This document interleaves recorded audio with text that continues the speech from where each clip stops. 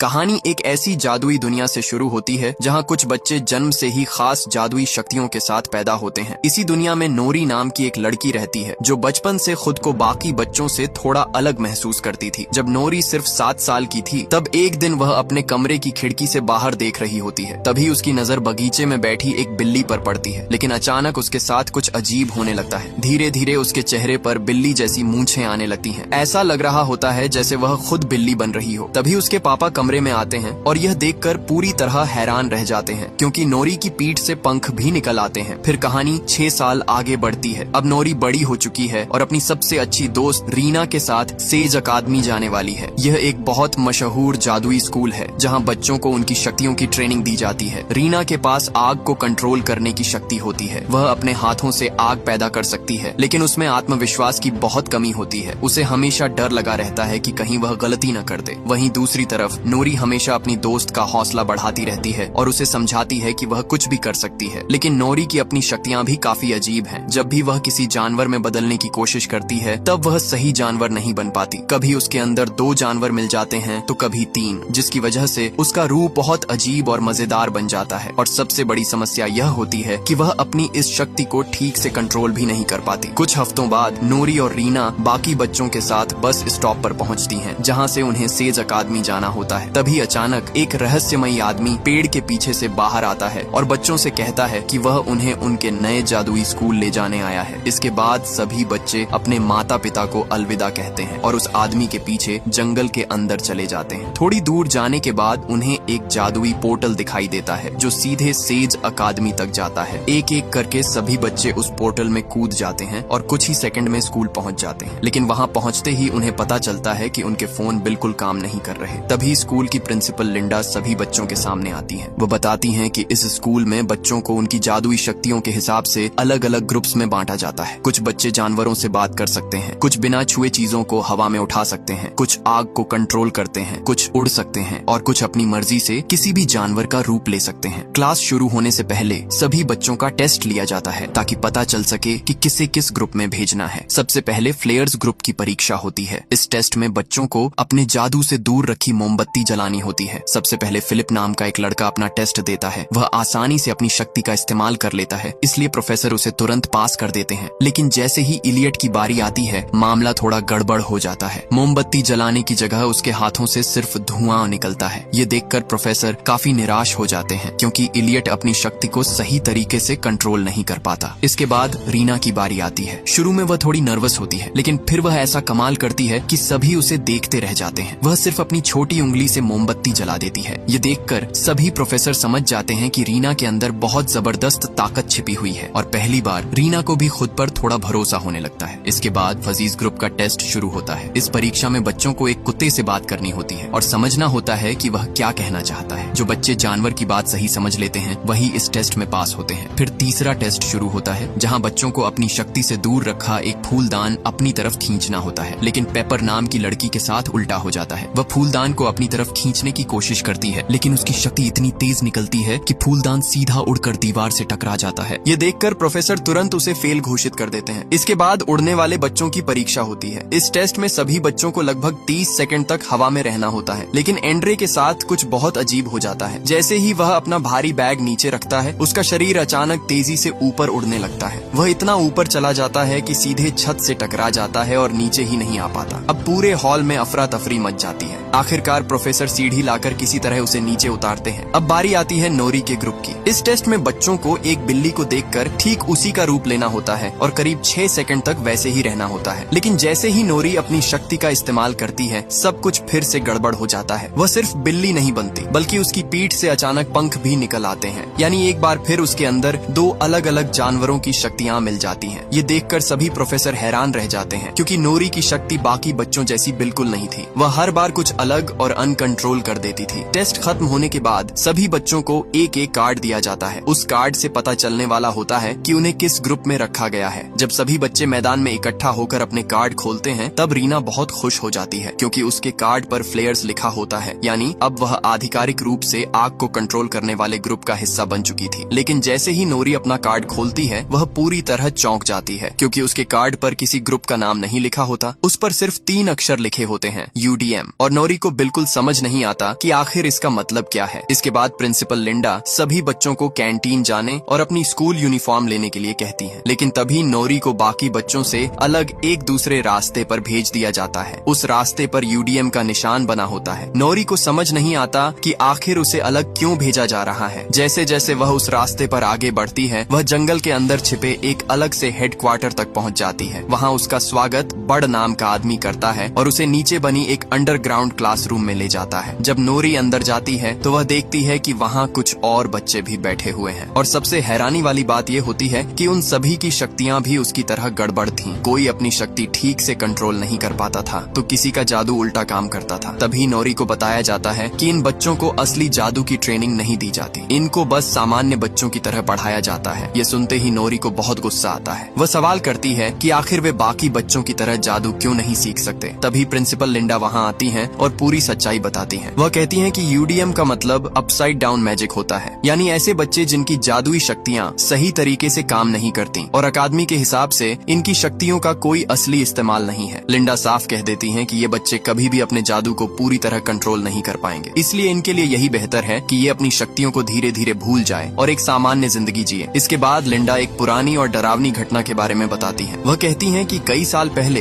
Ration Roberts नाम का एक लड़का शैडो मैजिक के असर में आ गया था। ये एक बेहद खतरनाक काला जादू था, जिसका इस्तेमाल सिर्फ लोगों को नुकसान पहुंचाने के लिए किया जाता था। हालात इतने खराब हो गए थे कि पूरे स्कूल के प्रोफेसरों और छात्रों को मिलकर उसे रोकना पड़ा। आखिरकार उन्होंने रेसन को एक खास जादुई किताब के अंदर कैद कर दिया। लिंडा आगे बताती हैं कि शैडो मैजिक अपने आप कुछ नहीं कर सकता, उसे जिंदा रहने के लिए किसी इंसान के शरीर की जरूरत होती है। और सबसे डरावनी बात यह थी कि यह काला जादू ज्यादातर UDM बच्चों को ही निशाना बनाता है। इसी वजह से इन बच्चों को बाकी छात्रों से अलग रखा जाता है और इन्हें जादू इस्तेमाल करने की इजाजत नहीं दी जाती, ताकि धीरे धीरे ये अपनी शक्तियाँ भूल जाएं और कभी किसी खतरे का कारण न बने। दूसरी तरफ उसी दिन से बाकी चुने हुए बच्चों की क्लासेस भी शुरू हो जाती हैं। तभी रीना को पता चलता है कि कुछ ही हफ्तों बाद अकादमी में फाउंडर्स डे नाम का बहुत बड़ा इवेंट होने वाला है। इस खास मौके पर 5 बच्चों को पूरे स्कूल के सामने अपना जादू दिखाने का मौका मिलेगा। इसके लिए हर ग्रुप से 2 सबसे बेहतरीन छात्रों को चुना जाएगा। फिर उनके बीच मुकाबला होगा और जो जीतेगा वही स्टेज पर परफॉर्म करेगा। इसके बाद फ्लेयर्स की पहली क्लास शुरू होती है। यहाँ प्रोफेसर आर्गन रीना को एक टास्क देते हैं। उसे अपनी आग वाली शक्ति का इस्तेमाल करके मक्के के दानों को पॉपकॉर्न में बदलना होता है। शुरू में रीना थोड़ी डर जाती है, लेकिन फिर वह अपनी शक्ति का सही इस्तेमाल कर लेती है। लेकिन तभी फिलिप उसका मजाक उड़ाने लगता है। वह बार बार उसे परेशान करता है, जिससे रीना और ज्यादा घबरा जाती है और डर के उसी पल में उसका कंट्रोल टूट जाता है। कुछ ही सेकंड में सारा पॉपकॉर्न पूरी तरह जल जाता है। यह देखकर प्रोफेसर आर्गन रीना को बहुत जोर से डांटते हैं, जिससे उसका आत्मविश्वास और भी टूट जाता है। लेकिन क्लास के बाहर खड़ी एक छोटी लड़की यह सब चुपचाप देख रही होती है। उसका नाम चंद्रा होता है। अगली सुबह बड़ अपने सभी UDM छात्रों को बगीचे में लेकर जाता है। वह कहता है कि आज उसके पास बच्चों के लिए एक खास सरप्राइज है। जैसे ही वह शेड का दरवाजा खोलता है, अंदर ढेर सारी झाड़ू रखी होती हैं। उन्हें देखकर नोरी तुरंत खुश हो जाती है। उसे लगता है कि आज आखिरकार वह जादुई झाड़ू पर उड़ना सीखेगी। लेकिन जैसे ही वह झाड़ू पर बैठकर उड़ने की कोशिश करती है, अगले ही सेकंड धड़ाम से जमीन पर गिर जाती है। तभी उसे पता चलता है कि ये कोई जादुई झाड़ू नहीं है, ये तो सिर्फ साधारण झाड़ू है, जिनका इस्तेमाल बगीचे की सफाई के लिए होता है। ये सुनकर नोरी का पूरा मूड खराब हो जाता है। इसके बाद वह अपनी झाड़ू लेकर उस जगह पहुंचती है जहां बाकी बच्चों की जादू वाली क्लास चल रही होती है। वहां एक प्रोफेसर बच्चों को सिखा रहे होते हैं कि कैसे एक खास तरह की बिल्ली में बदला जाता है। तभी नोरी को पता चलता है कि आने वाले फाउंडर्स डे पर एक बच्चे को पूरे स्कूल के सामने अपना जादू दिखाने का मौका मिलने वाला है। बस यही सुनकर नोरी के दिमाग में एक प्लान आ जाता है। वह सोचती है कि अगर वह भी अपनी शक्ति को कंट्रोल करना सीख जाए तो शायद उसे भी बाकी बच्चों की तरह जादू सीखने का मौका मिल सकता है। इसके बाद नोरी चुपचाप क्लास के पास जाकर उस बिल्ली को ध्यान से देखने लगती है। बिल्ली बनने की जगह वह एक अजीब सा मिला जुला जानवर बन जाती है। उसे देखकर सभी लोग डर और हैरानी में पड़ जाते हैं। तभी प्रोफेसर तुरंत बड़ को बुलाते हैं और कहते हैं कि जल्दी नोरी को संभालो, क्योंकि अगर प्रिंसिपल लिंडा को यह सब पता चल गया तो बहुत बड़ी समस्या हो जाएगी। दूसरी तरफ लंच के समय नोरी अपने दोस्तों को बताती है कि उसने उस बिल्ली के बारे में सब कुछ ध्यान से समझ लिया है। अब उसे बस अपने शरीर और जादू पर कंट्रोल करने की प्रैक्टिस करनी है। उसी दौरान रीना भी नोरी को देख लेती है और उससे मिलने जाती है, लेकिन तभी प्रोफेसर आर्गन उसे रोक देते हैं। वह कहते हैं कि स्कूल के नियमों के हिसाब से अलग अलग ग्रुप के बच्चे ज्यादा दोस्ती या बातचीत नहीं कर सकते। इसके बाद अगली क्लास शुरू होती है। इस बार फिलिप अपनी शक्ति का बहुत बहुत शानदार इस्तेमाल करता है और आसानी से मक्के के दानों को पॉपकॉर्न में बदल देता है। ये देखकर प्रोफेसर बहुत खुश हो जाते हैं और उसे क्लास का सबसे बेहतरीन छात्र घोषित कर देते हैं। इसी बीच जब रीना अकेले गलियारे से गुजर रही होती है तब चंद्रा उसके पास आती है। वह रीना की खूब तारीफ करने लगती है और कहती है कि उसके अंदर बहुत बड़ी ताकत छिपी हुई है। फिर जाने से पहले चंद्रा रीना से कहती है कि अगर वह अपनी शक्तियों को और ज्यादा मजबूत बनाना चाहती है तो वह उसकी मदद कर सकती है। दूसरी तरफ रीना सच में सबसे बेहतरीन बनना चाहती थी, इसीलिए वह रात में भी लाइब्रेरी जाकर जादू की किताबें पढ़ना शुरू कर देती है। एक रात जब रीना लाइब्रेरी में अकेले पढ़ाई कर रही होती है तभी अचानक एक काली किताब अपने आप शेल्फ से नीचे गिर जाती है। जब रीना उस किताब को उठाती है तब उसे पता चलता है कि यह शैडो मैजिक की किताब है, यानी वही खतरनाक काला जादू जिसके बारे में प्रिंसिपल लिंडा ने बच्चों को बताया था। जैसे ही रीना किताब खोलती है पूरे लाइब्रेरी की लाइट्स अचानक बंद हो जाती हैं। चारों तरफ डरावना सन्नाटा छा जाता है। ये देखकर रीना घबरा जाती है और तुरंत समझ जाती है कि उससे बहुत बड़ी गलती हो गई है, इसीलिए वह जल्दी से किताब वापस रखने लगती है। लेकिन तभी उसे महसूस होता है कि वह किताब उसका पीछा कर रही है। यह देखकर रीना और ज्यादा डर जाती है। दूसरी तरफ उसी समय नोरी अपने हॉस्टल में बिल्ली बनने की प्रैक्टिस कर रही होती है। वह बार बार कोशिश करती है कि कम से कम कुछ सेकंड तक सही तरीके से बिल्ली बनी रहे, लेकिन हर बार लगभग 3 सेकंड बाद उसका कंट्रोल टूट जाता है और वह फिर किसी अजीब से मिला जुला जानवर में बदल जाती है। अगले दिन रीना खिड़की से नोरी को उसके नए दोस्तों के साथ हंसते हुए देखती है। उसे थोड़ा दुख होता है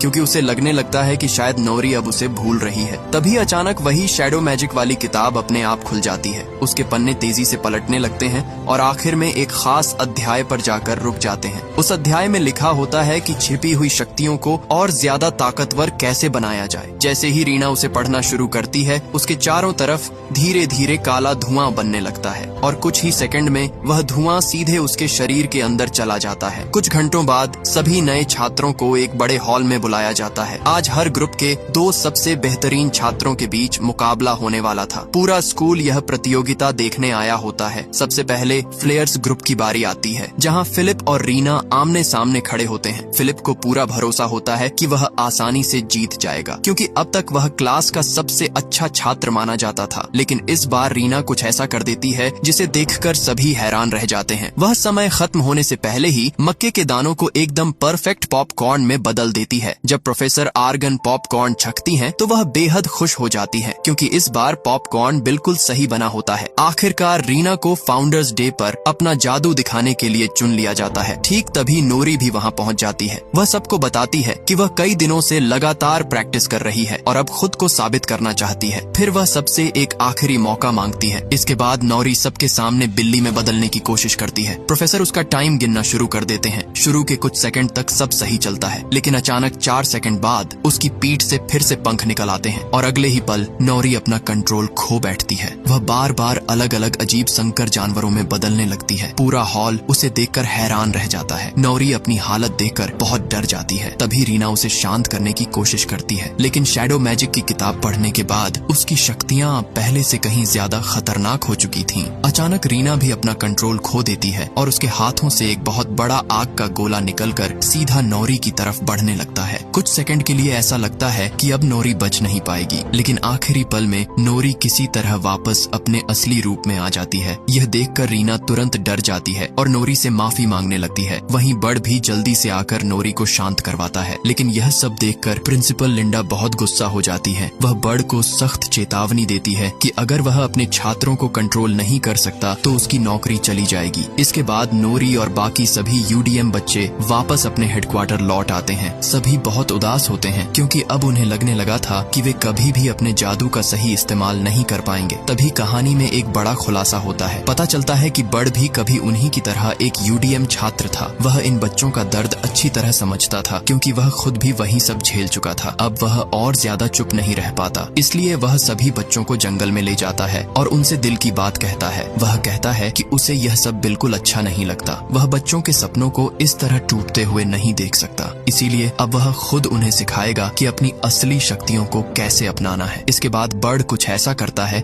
जिसे देखकर सभी बच्चे हैरान रह जाते हैं। वह अचानक गाना गाना शुरू कर देता है और उसकी आवाज सुनते ही जंगल के कई जानवर उसके आसपास आकर इकट्ठा हो जाते हैं। तभी बच्चों को पता चलता है कि बर्ड भी एक फजी टाइप यूडीएम था, लेकिन वह जानवरों से बोलकर नहीं बल्कि गाकर बात करता था। असल में वह इतने सालों से चोरी छिपे अपने जादू की प्रैक्टिस करता रहा था ताकि वह अपनी शक्ति कभी न भूले। यह देखकर सभी बच्चों को उम्मीद मिलने लगती है। उन्हें एहसास होता है कि वे अकेले नहीं हैं। फिर बर्ड उनसे वादा करता है कि अब वह खुद उन्हें ट्रेन करेगा और उनकी अनोखी शक्तियों को समझने में मदद करेगा। दूसरी तरफ वापस लौटते समय नोरी पूरे दिन हुई घटनाओं के बारे में सोचती रहती है। उसे महसूस होने लगता है कि रीना की शक्तियों में कुछ न कुछ जरूर गड़बड़ है। सच्चाई जानने के लिए वह रीना से मिलने का फैसला करती है। इसी बीच जब रीना अपने कमरे में पहुंचती है तब वह देखती है कि चंद्रा पहले से ही वहां मौजूद है और उसके हाथ में वही शैडो मैजिक वाली किताब होती है। चंद्रा रीना से कहती है कि आज उसकी शक्तियां इतनी ज्यादा मजबूत उसी किताब की वजह से हुई थीं। यह सुनते ही रीना समझ जाती है कि उसी किताब की वजह से आज नोरी की जान खतरे में पड़ गई थी। गुस्से में आकर वह तुरंत चंद्रा को कमरे से बाहर निकाल देती है, लेकिन जैसे ही चंद्रा बाहर जाती है वह किताब अपने आप जादू से फिर कमरे के अंदर वापस आ जाती है। यह देखकर रीना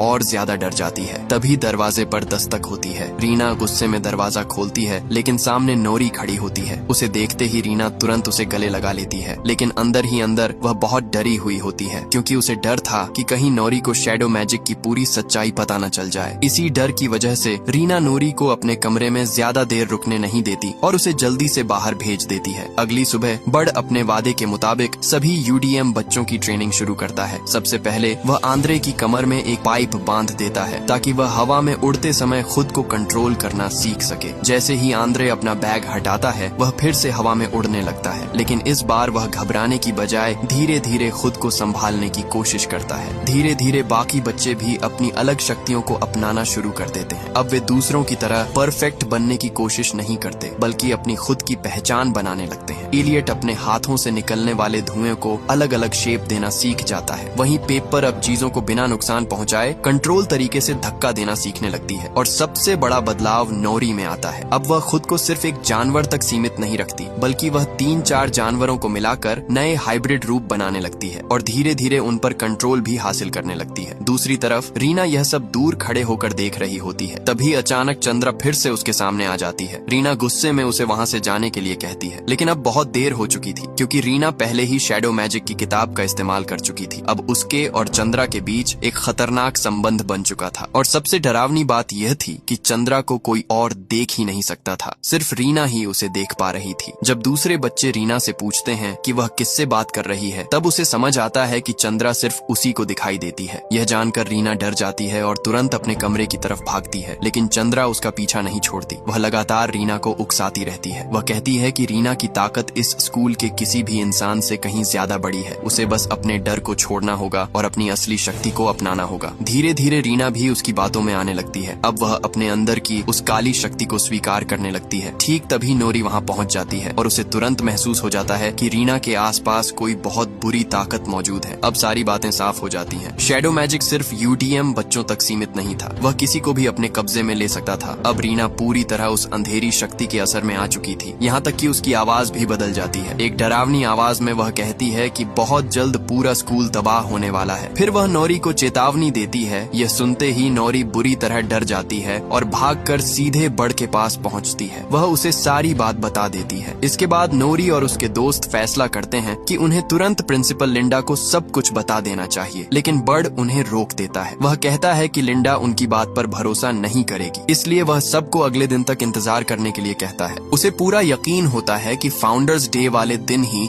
वह दुष्ट शक्ति हमला करेगी। अगली सुबह पूरा स्कूल बगीचे में इकट्ठा होता है। सभी बच्चे और प्रोफेसर फाउंडर्स डे का कार्यक्रम देखने आए होते हैं। तभी प्रिंसिपल लिंडा रीना को मंच पर बुलाती है ताकि वह अपना जादू दिखा सके। शुरू में सब कुछ बिल्कुल सामान्य लगता है। रीना आग से हवा में सुंदर अक्षर बनाकर सभी का स्वागत करती है। अचानक रीना अपने हाथों में एक बहुत बड़ा आग का गोला बना लेती है। उसकी काली छाया धीरे धीरे पूरे बगीचे में फैलने लगती है। तभी उसके अंदर से एक डरावनी आवाज गूंजती है जो कहती है कि वह कई सालों बाद वापस लौट आई है। ये सुनते ही सभी प्रोफेसर समझ जाते हैं कि यह वही खतरनाक शैडो मैजिक है जिसने सालों पहले एक बच्चे को अपने कब्जे में ले लिया था। अब पूरे स्कूल में डर का माहौल बन जाता है। सबसे पहले प्रोफेसर आर्गन और उनके छात्र मिलकर उस राक्षस पर आग से हमला करते हैं, लेकिन उस पर इसका कोई असर नहीं होता। फिर जानवरों को बुलाया जाता है, लेकिन वे भी उस डरावनी शक्ति को देखकर घबरा जाते हैं और भाग जाते हैं। इसके बाद दूसरे बच्चे भी अपनी अपनी शक्तियों का इस्तेमाल करते हैं, लेकिन कोई भी उस दुष्ट शक्ति को रोक नहीं पाता। तभी आखिर में यूडीएम वाले बच्चे आगे आते हैं। पेपर अपनी शक्ति से उस राक्षस को पीछे धकेल देती है। वहीं एलियट अपने धुएं से एक बड़ी दीवार बना देता है ताकि वह दानव ठीक से देख ना सके। आंद्रे हवा में उड़कर उसका ध्यान भटकाने लगता है और उसी समय नोरी एक विशाल और डरावने हाइब्रिड जानवर में बदल जाती है और सीधे उस राक्षस के सामने जाकर खड़ी हो जाती है। ये देखकर प्रिंसिपल लिंडा सभी को एक साथ हमला करने का आदेश देती है, लेकिन तभी नोरी सबको रोक देती है क्योंकि वह जानती थी कि उस दानव के अंदर अभी भी उसकी सबसे अच्छी दोस्त रीना मौजूद है। अब नोरी अपनी जान की परवाह किए बिना अकेले ही उस राक्षस का सामना करने लगती है। राक्षस उस पर हमला करने ही वाला होता है कि तभी अचानक उसके अंदर एक बहुत बड़ा विस्फोट होता है और अगले ही पल वह दुष्ट शक्ति पूरी तरह नष्ट हो जाती है। असल में आखिरी समय पर रीना ने अपने अंदर की बुरी शक्ति को हरा दिया था और खुद को शैडो मैजिक के कब्जे से आजाद कर लिया था। ये देखकर नोरी राहत की सांस लेती है और तुरंत दौड़कर रीना को गले लगा लेती है। आखिरकार यूडीएम वाले बच्चे मिलकर पूरे स्कूल को बचा लेते हैं और सभी को साबित कर देते हैं कि उनकी अलग और अजीब शक्तियां भी किसी से कम नहीं है। इसके बाद स्कूल का यूडीएम प्रोग्राम हमेशा के लिए बंद कर दिया जाता है। अब सभी बच्चे मिलकर एक साथ जादू सीखने लगते हैं। वहीं बड़ को भी आखिरकार एक असली प्रोफेसर बना दिया जाता है। अब वह बच्चों को जादू नए और अलग तरीकों से सिखाता है और इसी के साथ ये शानदार कहानी यहीं खत्म हो